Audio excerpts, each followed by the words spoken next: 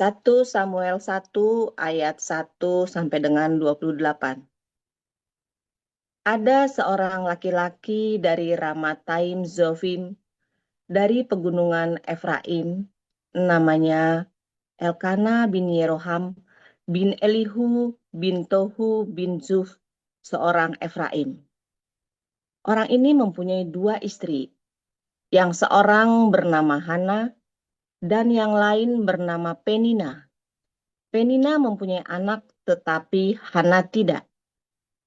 Orang itu dari tahun ke tahun pergi meninggalkan kotanya untuk sujud menyembah dan mempersembahkan korban kepada Tuhan semesta alam di Silo. Di sana yang menjadi imam Tuhan ialah kedua anak Eli, Hofni dan Pinehas. Pada hari Elkana mempersembahkan korban, diberikannya kepada Penina istrinya dan kepada semua anaknya yang laki-laki dan perempuan masing-masing sebagian.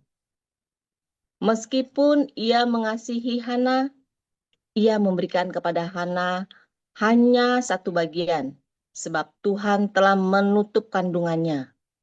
Tetapi madunya selalu menyakiti hatinya, supaya ia gusar, karena Tuhan telah menutup kandungannya. Demikianlah terjadi dari tahun ke tahun, setiap kali Hana pergi ke rumah Tuhan. Penina menyakiti hati Hana, sehingga ia menangis dan tidak mau makan. Lalu Elkana suaminya berkata kepadanya, Hana, mengapa engkau menangis dan mengapa engkau tidak mau makan? Mengapa hatimu sedih? Bukankah aku lebih berharga bagimu daripada 10 anak laki-laki? Pada suatu kali, setelah mereka habis makan dan minum di Silo, berdirilah Hana sedang Imam Eli duduk di kursi dekat tiang pintu bait suci Tuhan. Dan dengan hati pedih, ia berdoa kepada Tuhan sambil menangis terseduh-seduh.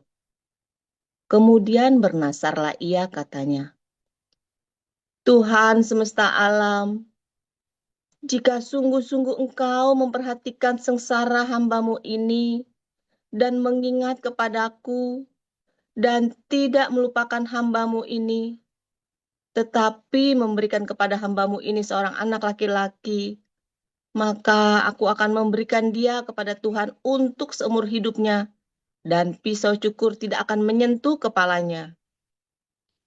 Ketika perempuan itu terus-menerus berdoa di hadapan Tuhan, maka Eli mengamat-amati mulut perempuan itu.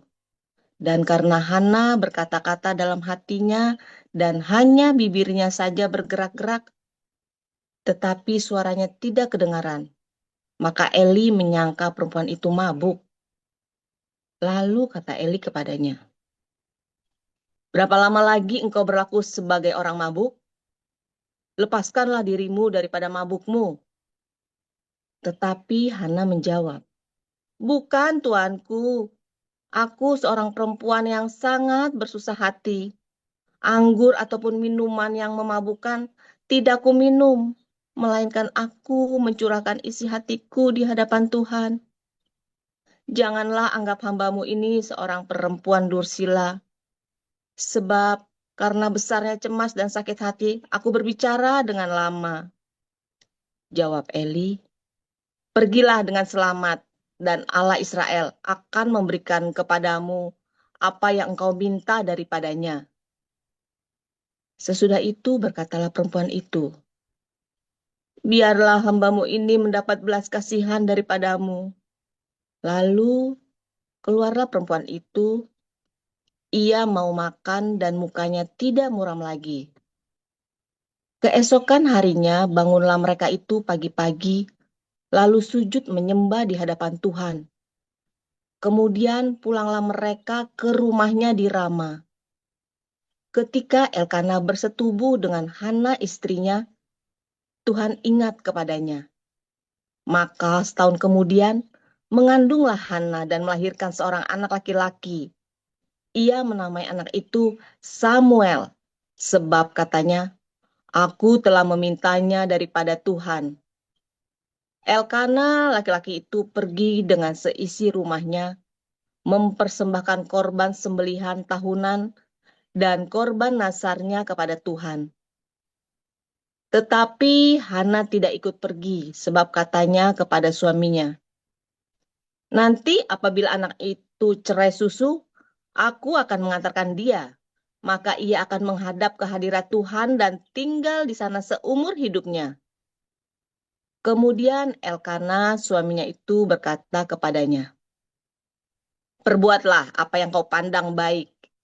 Tinggallah sampai engkau menyapih dia. Hanya Tuhan kiranya menepati janjinya."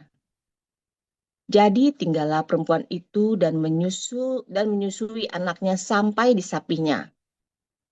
Setelah perempuan itu menyapih anaknya, dibawanyalah dia dengan seekor lembu jantan yang berumur 3 tahun, 1 eva tepung, dan sebuyung anggur, lalu diantarkannya ke dalam rumah Tuhan di Silo. Waktu itu masih kecil betul kanak-kanak itu. Setelah mereka menyembeli lembu, mereka mengantarkan kanak-kanak itu kepada Eli. Lalu kata perempuan itu, "Mohon bicara tuanku, demi tuanku hidup. Akulah perempuan yang dahulu berdiri di sini dekat tuanku untuk berdoa kepada Tuhan. Untuk mendapat anak inilah aku berdoa. Dan Tuhan telah memberikan kepadaku apa yang kuminta daripadanya. Maka aku pun menyerahkannya kepada Tuhan seumur hidup. Terserahlah ia dikiranya kepada Tuhan." Lalu sujudlah mereka di sana menyembah kepada Tuhan. Kisah Para Rasul 2. Ketika tiba hari Pentakosta, semua orang percaya berkumpul di suatu tempat.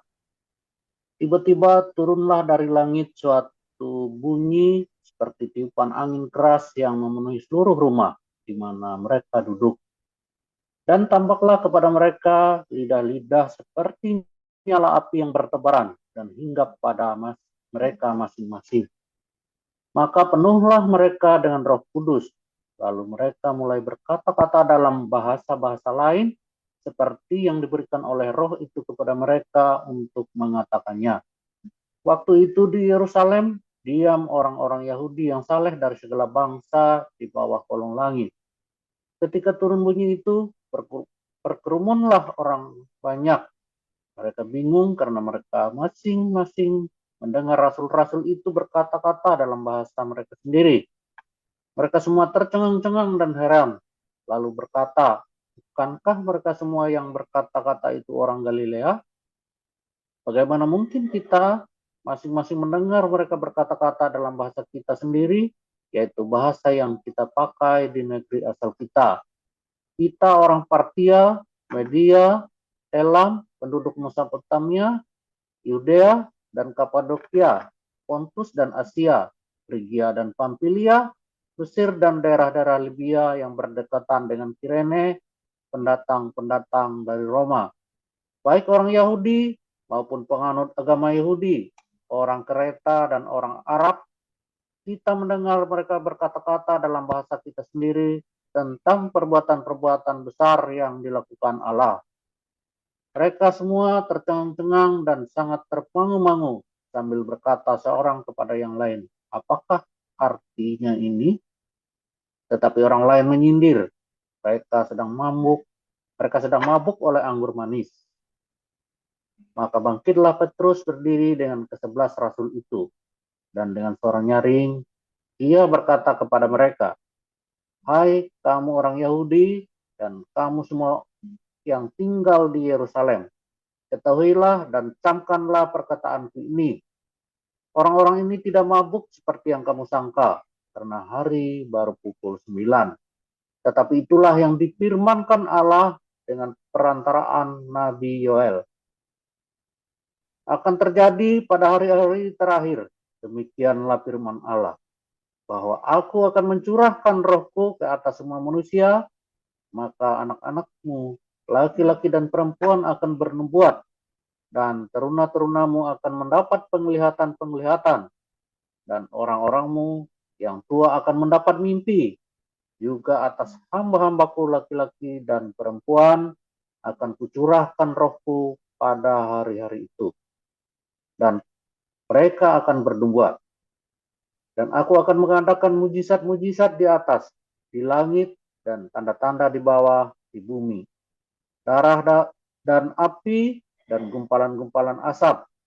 Matahari akan berubah menjadi gelap gulita, dan bulan menjadi darah sebelum datangnya hari Tuhan. Hari yang besar dan mulia itu. Dan barang siapa yang berseru kepada nama Tuhan akan diselamatkan. Hai orang-orang Israel, dengarlah perkataan ini. Yang aku maksudkan ialah Yesus dari Nazaret, seorang yang telah ditentukan Allah dan yang dinyatakan kepadamu dengan kekuatan-kekuatan dan mujizat-mujizat dan tanda-tanda yang dilakukan oleh Allah dengan perantaraan Dia di tengah-tengah kamu, seperti yang kamu tahu. Dia yang diserahkan Allah menurut maksud dan rencananya telah kamu salibkan dan kamu bunuh dengan tangan bangsa-bangsa durhaka. Tetapi Allah membangkitkan dia dengan melepaskan dia dari sengsara maut, karena tidak mungkin ia tetap berada dalam kuasa maut itu. Kisah Para Rasul pasal 2 ayat 25 sampai selesai. Sebab Daud berkata tentang dia, aku senantiasa memandang kepada Tuhan, karena ia berdiri di sebelah kananku, aku tidak goyah. Sebab itu hatiku bersuka cita dan jiwaku bersorak-sorak, bahkan tubuhku akan diam dengan tentram. Sebab engkau tidak menyerahkan aku kepada dunia orang mati, dan tidak membiarkan orang kudusmu melihat kebinasaan. Engkau memberitahukan kepadaku jalan kehidupan. Engkau akan melimpahi aku dengan sukacita di hadapanmu. Saudara-saudara, aku boleh berkata-kata dengan terus terang kepadamu tentang Daud, bapa bangsa kita. Ia telah mati dan dikuburkan, dan kuburannya masih ada pada kita sampai hari ini. Tetapi ia adalah seorang nabi, dan dia tahu bahwa Allah telah berjanji kepadanya dengan mengangkat sumpah bahwa ia akan mendudukkan seorang dari keturunan Daud sendiri di atas tahtanya. Karena itu ia telah melihat ke depan dan telah berbicara tentang kebangkitan Mesias, ketika ia mengatakan bahwa dia tidak ditinggalkan di dalam dunia orang mati, dan bahwa dagingnya tidak mengalami kebinasaan. Yesus inilah yang dibangkitkan Allah, dan tentang hal itu kami semua adalah saksi. Dan sesudah ia ditinggikan oleh tangan kanan Allah dan menerima Roh Kudus yang dijanjikan itu, maka dicurahkannya apa yang kamu lihat dan dengar di sini. Sebab bukan Daud yang naik ke surga, malahan Daud sendiri berkata, Tuhan telah berfirman kepada Tuanku, duduklah di sebelah kananku, sampai ku buat musuh-musuhmu menjadi tumpuan kakimu. Jadi seluruh kaum Israel harus tahu dengan pasti bahwa Allah telah membuat Yesus yang kamu salibkan itu menjadi Tuhan dan Kristus. Ketika mereka mendengar hal itu, hati mereka sangat terharu. Lalu mereka bertanya kepada Petrus dan rasul-rasul yang lain, apakah yang harus kami perbuat, saudara-saudara? Jawab Petrus kepada mereka, bertobatlah, hendaklah kamu masing-masing memberi dirimu dibaptis dalam nama Yesus Kristus untuk pengampunan dosamu. Maka kamu akan menerima karunia Roh Kudus. Sebab bagi kamulah janji itu, dan bagi anak-anakmu, dan bagi orang yang masih jauh, yaitu sebanyak yang akan dipanggil oleh Tuhan Allah kita. Dan dengan banyak perkataan lain lagi, ia memberi suatu kesaksian yang sungguh-sungguh dan ia mengecam dan menasehati mereka, katanya, berilah dirimu diselamatkan dari angkatan yang jahat ini. Orang-orang yang menerima perkataannya itu memberi diri dibaptis, dan pada hari itu jumlah mereka bertambah kira-kira 3.000 jiwa. Mereka bertekun dalam pengajaran rasul-rasul dan dalam persekutuan, dan mereka selalu berkumpul untuk memecahkan roti dan berdoa. Maka ketakutanlah mereka semua, sedang rasul-rasul itu mengadakan banyak mujizat dan tanda. Dan semua orang yang telah menjadi percaya tetap bersatu, dan segala kepunyaan mereka adalah kepunyaan bersama. Dan selalu ada dari mereka yang menjual harta miliknya, lalu membagi-bagikannya kepada semua orang sesuai dengan keperluan masing-masing. Dengan bertekun dan dengan sehati, mereka berkumpul tiap-tiap hari dalam bait Allah. Mereka memecahkan roti di rumah masing-masing secara bergilir dan makan bersama-sama dengan gembira dan dengan tulus hati, sambil memuji Allah, dan mereka disukai semua orang. Dan tiap-tiap hari Tuhan menambah jumlah mereka dengan orang yang diselamatkan. Haleluya, firman Tuhan selalu baru. Setiap hari ketika kita menanti-nantikan Tuhan dengan penuh cinta, dengan penuh kesabaran, ketekunan, jangan putus asa, saudara. Saudara, pernah nggak berdoa? Saking ngototnya, saudara ya. Anda berdoa benar-benar dalam tekanan yang luar biasa ya. Sampai akhirnya habis. Bingung mau ngomong apa, karena saking beratnya itu masalah ya. Ya, saking beratnya masalah sampai tidak ada kata-kata yang bisa mengungkapkan betapa berat hati kita dengan masalah itu, entah waktu Anda ada yang meninggal atau sesuatu ya, saudara ya. Itulah indahnya Tuhan kita, saudara ya. Ketika kita sudah kehabisan kata-kata, bahkan cuma bisa ngeromet, saudara ya. Cuma bisa nangis, atau bahkan cuma bisa udah habis kata ya.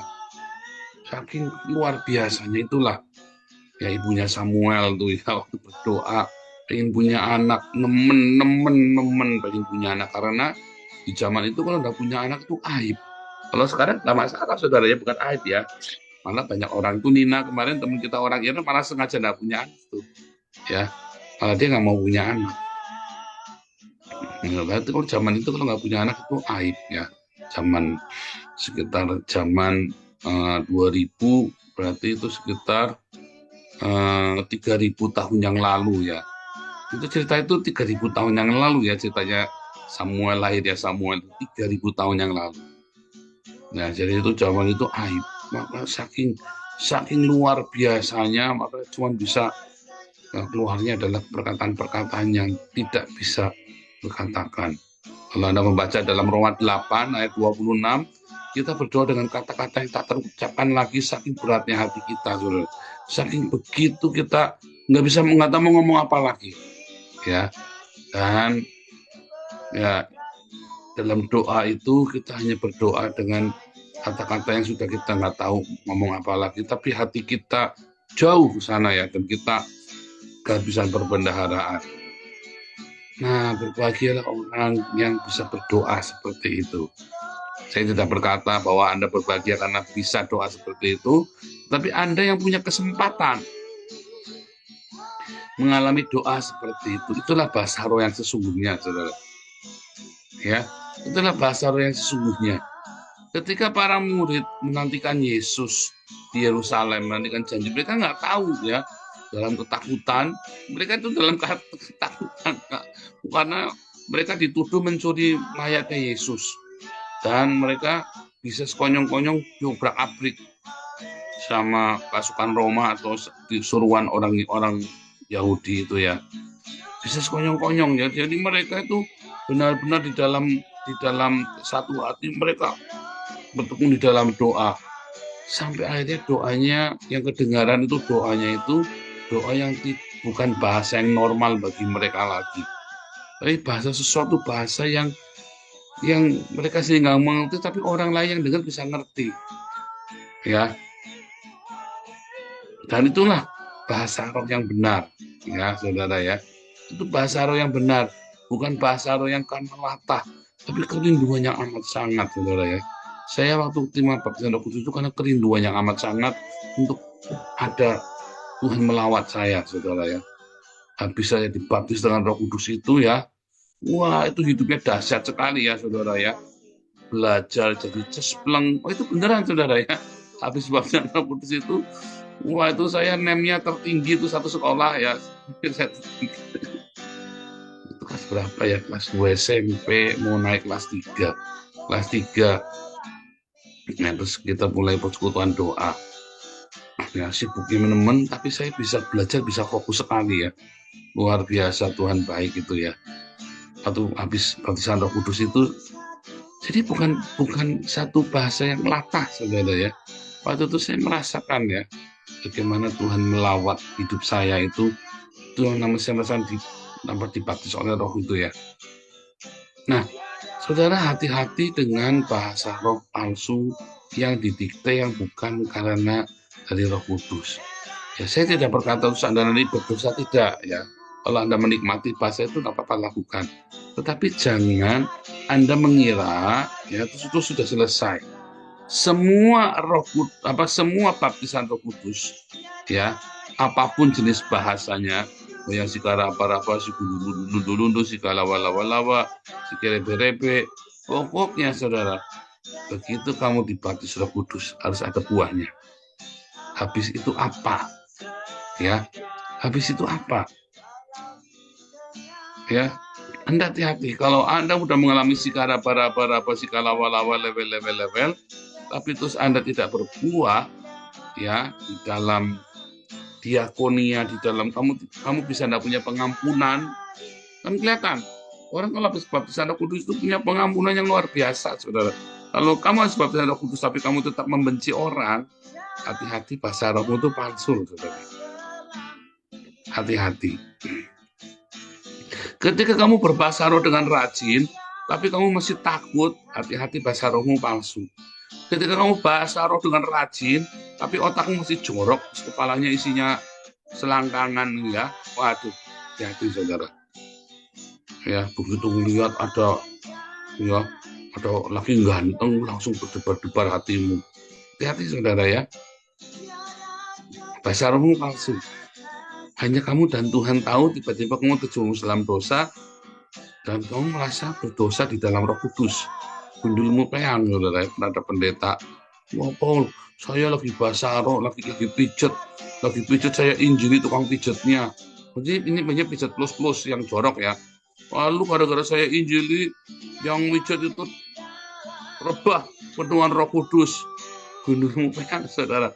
Kebetulan tukang pijet plus itu jemaat karismatik. Karena kamu cinta Yesus, dianya merasa malu, jadi bahasa roh jadinya, saudara, pura-pura tumbang kadung malu supaya jadi pakai sama orang ini. Habis kalau dia mau pakai, mau praktek, malah kamu cintanya Tuhan, jadinya malu, saudara ya. Saudara mendingan tak bahasa roh saja, tetap bayar gratisan ya, tetap bayar, tapi kan nggak jadi dipakai kan. Itu kan kalau bunuh saja, saudara ya. Nah itu tadi. Karena Nabi 20 bisa mengerti kan begituan. Ini pendeta onnya minta ampun.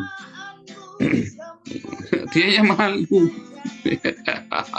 Apalagi kemudian dia tahu ternyata itu adalah pendeta yang dia kenal, yang lagi pijet plus ini, saudara. Mendingan dia bahasa roh aja sudah. Iya kan? Nah, itu saudara ya. Hati-hati saudara ya. Anda jangan tertipu dengan bahasa roh. Hari-hari ini ya di wawancara itu ya, ada pendeta yang lagi diwawancara. Ternyata dia ADRT ya, mesti dikebukin. pendetanya terkenal, saudara ya, bikin KKR kesembuhan ilahi, mendengar suara Tuhan, suruh cium sepatu segala macam. Nah, taunya suka ngebukin bininya sendiri. Saya sudah bahatin, ini pasti ada yang tidak beres ini orang. Bener kan? Wah, itu tadi, saudara ya. Bahasa roh ini, jadi kenapa orang bisa berbahasa roh tapi bisa ngebukin istrinya, coba? Sikara apa-apa, sikala apa-apa, ngebukin gemukin, saudara. Sikara banget, tampar apa-apa, tampar kanan kiri, saudara kan?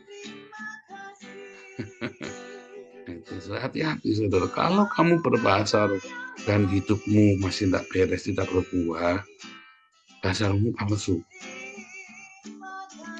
Karena dari buahnya kita tahu. Makanya saya melarang kalian untuk berbahasa roh di depan umum. Ya, nanti kamu lagi berbahasa roh, tiba-tiba ketangkep kamu porno, cabul. Saya yang malu, saudara. Wah, ini komunitasnya hagios, berbahasa rohnya panjang lebar, kali tinggi, kali dalam. Wah, semangat sekali berbahasa roh rame-rame ya. Tiba-tiba Anda ketangkep cabul, lagi nyabulin jemaat. Aduh, saya bilang jangan deh. Saya yang malu, saudara ya. Saya tidak anti bahasa roh. Cuma hati-hati. Ya, saudara ya, saya sudah ingatkan. Jadi harusnya bagaimana dong? Nah, harusnya ya, Roh Kudus memenuhi hidupmu. Yaitu ketika kamu melimpah dengan cinta kasih, saudara. Karena ketika kamu melimpah dengan cinta, kamu lupa tentang dosa. Orang-orang yang saking asiknya belajar firman Tuhan, sampai dia rema, libidonya pun hilang, saudara. Ya, orang-orang yang penuh dengan rema itu, dengan remanya Tuhan Yesus itu, dia bisa lupa sama seks, saudara. Bukannya nggak mampu, tapi lupa. Ya, dia lupa. Coba apa, saudara, yang membuat orang bisa tidak kepengen seks? Saat dia apa? Saat lagi depresi. Ya kan? Depresi yang amat sangat, sampai impoten itu laki-laki itu ya. Saya pernah punya kenalan bangkrut ya, bangkrut habis-habisan sampai impoten, saudara. Udah impoten. Nah itu. Nah, tetapi daripada kamu hawa nafsumu melebar kemana-mana, Tuhan kasih bangkrut. Daripada kamu nakal, jajan terus, kasih bangkrut kan, jadinya kamu impoten. Bapak jangan kasih impoten dong, Pak. Loh, kamu kan pengen hidup kudus kan, ya kan? Wah, kalau pengen hidup kudus, dikasih impoten sama Tuhan, harusnya kamu bersyukur sama Tuhan. Coba kalau kamu udah impoten, kamu udah jajan di Alexis tiap hari kan, ini dikasih bangkrut, dikasih impoten. Tetapi sekarang bagaimana dong? Supaya tanpa harus impoten, tanpa harus saya bangkrut. Nah, kamu harus punya remanya Tuhan Yesus. Rema yang melimpah. Sehingga kamu lupa dengan libidomu, saudara. Bukannya nggak punya, lupa. Dia lupakan. Karena libido itu tersalurkan, hormonnya itu diisi sama yang lain. Ya, diisi hormon sukacita. Ya dari mana? Yang dari surga. Hormon sukacita. Karena kamu mendapatkan rema dari firman Tuhan. Ya makanya hubungannya ini dikatakan dalam Efesus 5 ayat 32, rahasia ini besar. Tapi yang maksud adalah hubungan Kristus dengan jemaatnya. Artinya itu, saudara, yang hubungan seks itu adalah sebuah rahasia besar. Dan kamu bisa mereplace, menggantikan, mensubstitusi kebutuhan seksmu dengan hadirat Tuhan. Ya, dengan cara begitu. Nah, ketika kamu penuh dengan hadirat Tuhan yang luar biasa, maka mulailah kamu berbahasa roh. Itu yang benar. Bukannya kita berbahasa roh 1,5 jam kita berbahasa roh. Itu salah, saudara. Itu salah. Itu si pendeta-pendeta itu ngajari itu salah. Yang benar adalah ketika kamu rema dengan firman Tuhan. Rema, lalu kamu saking melimpahnya kamu berbahasa roh. Atau kamu dalam tekanan yang luar biasa, lalu kamu berdoa sampai kamu akhirnya menyerah meracau yang dari Roh Kudus. Karena kehabisan kata-kata. Nah, itu yang benar, itu adalah bahasa roh yang benar, yang sumbernya dari seperti itu. Bukannya ayo kita berdoa 1/2 jam, kita apal bahasa rohnya apal semua, saudara. 1/2 jam. Nah, itu ya, saudara ya, hati-hati ya, saudara ya.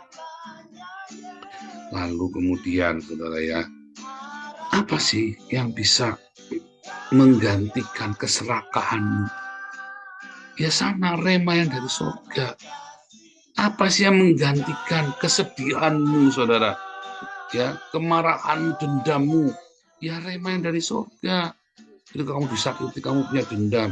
Lalu kamu datang kepada Tuhan, kamu baca firman Tuhan di dalam perenunganmu, kamu punya rema. Sehingga kamu bisa berkata, keluarlah ya bahasa-bahasa yang baru yang tidak terucapkan dalam pergumulanmu itu. Hubunganmu dengan Tuhan itu yang akan menggantikan dendam, rasa keparahan. Hubunganmu dengan Tuhan itu yang membuat meredakan amarah. Hubunganmu dengan Tuhan itu yang meredakan kebencianmu, keserakahanmu, kekecewaanmu, ya, dan segala kesedihanmu. Karena kamu masuk ke hadirat Tuhan. Ketika kamu ditinggal oleh pasangan hidup atau yang kamu kasih, kamu masuk dalam hadirat Tuhan. Tuhan, aku rindu Engkau Tuhan, nikmati Tuhan. Itu yang akan menggantikan, saudara ya. Makanya gunanya kepenuhan rema itu adalah supaya kamu ya di dalam apapun kamu gantikan enzimnya itu, hormonnya itu dengan hadirat Tuhan. Ya, dengan hadirat Tuhan. Kamu tunggu di dalam hadirat Tuhan, dalam kesedihanmu, dalam suasana dukamu, dalam segala kemarahanmu, kamu kolaps, kamu datang, kamu tunggu. Tuhanku rindu masuk dalam hadirat-Mu, jiwaku menanti. Itu saudara, itu yang akan menggantikan saudara ya. Coba deh kamu lakukan itu. Ya, waktu saya kolaps habis-habisan, tapi saya sudah ketemu Tuhan itu ya. Di dalam masa kolaps itu saya datang sama Tuhan. Ya, hanya Kau yang ku cinta. Apapun Tuhan boleh diambil Tuhan. Tapi aku masih tetap milik-Mu. 1 tahun itu berat saudara, tapi nggak berasa berat. Karena ada hadirat Tuhan. 1 tahun yang berat tapi nggak berasa berat. Penuh dengan canda tawa saudara. Berat banget tapi nggak berasa berat. Tiba-tiba saya melewatinya saudara. Tiba-tiba saya mengalami pemulihan. Ya, 1 tahun hubungan dengan anak, dengan istri saya yang berat sekali. Tapi kami melewatinya. Ya kan? Ku cinta Kau Yesus. Apapun boleh Tuhan. Yang penting aku tetap di hadirat itu menggantikan semua yang negatif, semua kesialanmu, dan bahkan ya tidak ada sukacita apapun yang bisa menggantikan hadirat Tuhan itu. Bahkan sampai saat dengan hari ini, saudara ya, tidak ada kabar baik apapun yang bisa menggantikan hadirat Tuhan yang saya rasakan itu, saudara. Jadi begitu saya mengalami sukacita, kabar sukacita, orang mah begitu kabar sukacita, wah dapat lotre misalnya, senang kembang kemis hidungnya, langsung dia berzina. Wah, langsung dia mulai, aku tak cari perempuan muda, aku langsung ya kan, langsung mengumbar emosinya, kesombongannya. Tapi kalau Anda mengerti rahasianya hadirat Tuhan itu, tidak ada yang bisa. Ya kan, satu hal yang kurindukan ya Tuhan, berada selalu di dekatmu. Karena nggak ada bisa menggantikan uang, harta, kabar baik apapun. Tidak bisa menggantikan rasa rindumu di hadirat Tuhan. Dan itu lebih dalam lagi, lebih rindu Kau Tuhan. Itu pengalaman itu harus terus ada lagi, saudara. Sampai kamu masuk ke dalam, dan itu butuh bertahun-tahun pengalaman itu, saudara. Sampai kamu masuk ke dalam, ke perbendaharaan surga itu. Kamu buka itu isi surga, isi dari rahasia Tuhan kita. Dan itu saya bagikan kepada Anda hari ini, saudara ya. Ya kan? Lebih dalam lagi, ku rindu Kau Tuhan, lebih dari segala yang ada. Bohong. Kamu lebih senang dengar kamu dikasih duit 1 miliar, apa lebih senang hadirat Tuhan? Itu butuh pengalaman, saudara. Itu butuh pengalaman. Ya, kamu selalu berada di hadirat Tuhan, atau lebih senang balas dendam? Ayo, harus jujur, saudara. Sehingga kita tahu bahasa rohmu itu asli apa enggak. Kamu kudu jujur dulu dengan dirimu. Mana yang kamu pilih? Lebih dalam lagi, ku rindu kau Tuhan. Apa kamu lebih ingin membalas dendammu mumpung ada kesempatan? Mumpung lawanmu lagi di bawah kamu injak sekalian. Lebih dalam lagi. Apa lebih suka? Cewek cantik nganggur. Dilimpe, saudara. Mumpung bisa. Lebih suka mana? Jujur, saudara. Kalau kamu punya pengalaman, maka bukan karena dosa, bukan, saudara. Tapi karena ada kenikmatan di dalam hadirat Tuhan itu, sehingga kamu pilih itu. Bukan dosa, kan, saudara. Dosa, tapi matamu dosa. Ngintip, Tuhan kuduskan mataku Tuhan. Tapi barang bagus ini. Ini aja. Mau bagus mau enggak? Aku punya pengalaman ini lebih indah. Enggak mau ah. Wah, jangan ceritain begitu dulu nonton TV, saudara. Ya, tiba-tiba kamu tiba-tiba pengen sekali ya, tiba-tiba rasa pengen itu sama seperti tiba-tiba libidomu bangkit. Ya, tiba-tiba aku pengen seks ya. Nah, sama ya, tiba-tiba aku pengen hadirat Tuhan ya. Ada film Mission Impossible terbaru nih. Nonton dulu ah. Tapi ketika kamu punya pengalaman yang makin dalam, nggak enak kan? Aku tak doa aja, enak. Aku tak duduk di kamar menikmati Tuhan. Ya menikmati Tuhan, ya. Diam, ya kan? Diam, Yesus, Kau berarti bagiku. Oh, nikmat sekali. Anda baru cuma nyanyi sebentar ya, saudara. Cuma segereng nyanyi ya.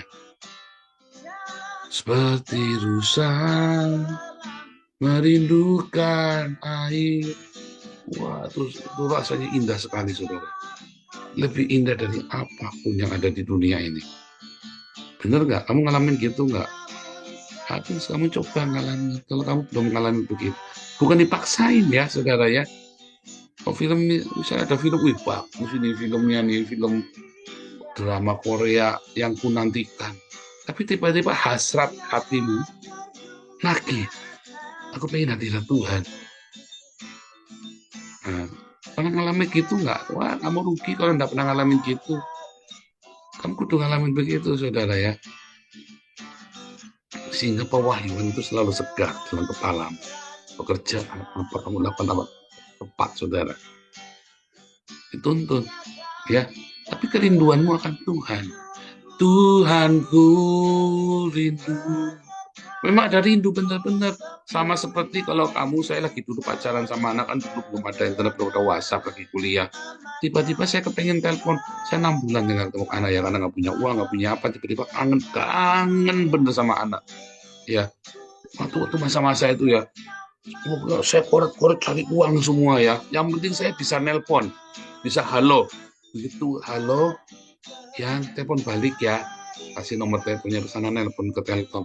Aduh, itu kita lagi, teman-teman semua kita lagi nonton film baru tuh. Kita kan kalau nonton di kos, pakainya komputer itu, saudara ya. Pakai ada film baru, pakai nyewa CD, rame-rame patungan, terus nontonnya di komputer, pakainya Dolby Stereo begitu. Wah, rasanya mewah sekali tuh. Tapi itu enggak, teman-teman baru di kos, saya malam-malam ngelimpe, saya cepet-cepet telepon anak. Kangen. Ya, sama kan, seperti kangen sama Tuhan. Apapun yang kamu lakukan, tiba-tiba ada rasa rindu, bangkit di rindu. Tuhanku rindu masuk dalam hadirat-Mu. Itu rindu yang amat sangat, yang tertagihkan, tidak terpuas, yang tidak terpuaskan dengan apapun juga. Hanya aku cuma pengen duduk terus bilang, jiwaku menanti. Kamu nantikan Tuhan nggak, saudara? Kalau kamu mengalami pengalaman itu, diulang lagi sampai kamu nagih terus ya. Kamu tidak akan berbuat dosa lagi, saudara. Itulah 1 Yohanes 3 ayat 9. Orang yang lahir dari Allah tidak berbuat dosa lagi. Tuhan Yesus memberkati.